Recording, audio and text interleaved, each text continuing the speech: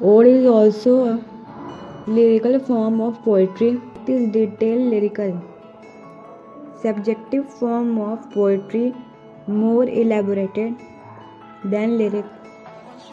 It is an address form and have a goal.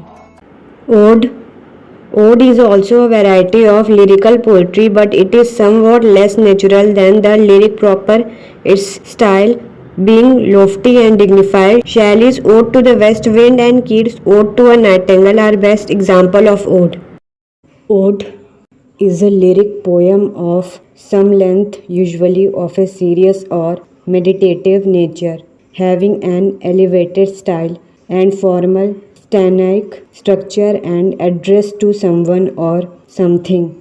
It is of Greek origin. Originally, it was a poem set to music and sung by a group of singers. The Greek ode had two forms, Dorian ode and the Lesbian ode, with distinct structural differences. In England, the ode developed relatively free from classical influences.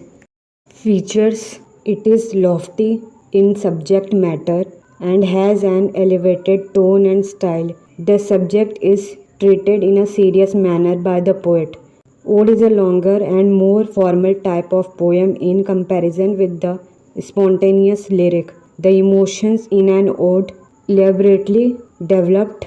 The ode is addressed directly to a person, an object, or an abstract concept. Shelley's Ode to the West Wind, published 1820, begins, O wild west wind. Keats' Ode on a Gracious Urn, published 1820, is addressed thus: Thou still unravished bride of quietness. The ode may also be written to commemorate an important public event like victory in a war, the death of the Duke of Wellington.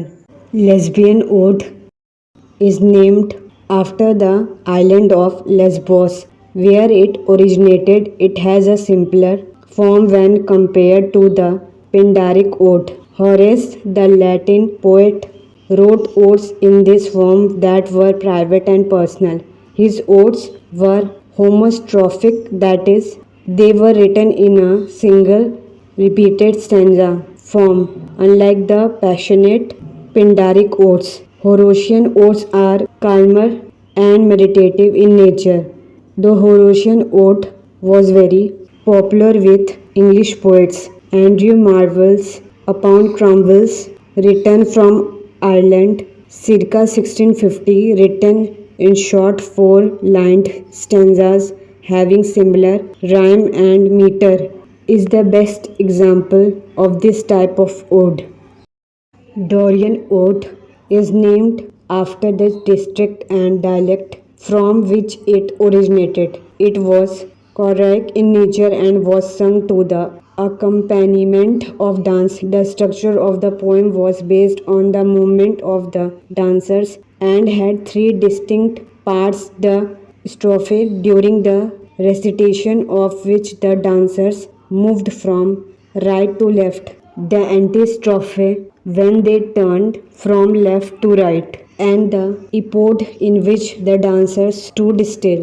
This threefold sequence could be repeated any number of times in the ode. The ancient Greek poet Pindar wrote so brilliantly in this particular form that it is also known as the Pindaric Ode. Examples: Thomas Gray's The Bard, 1757, and The Progress of Poesy,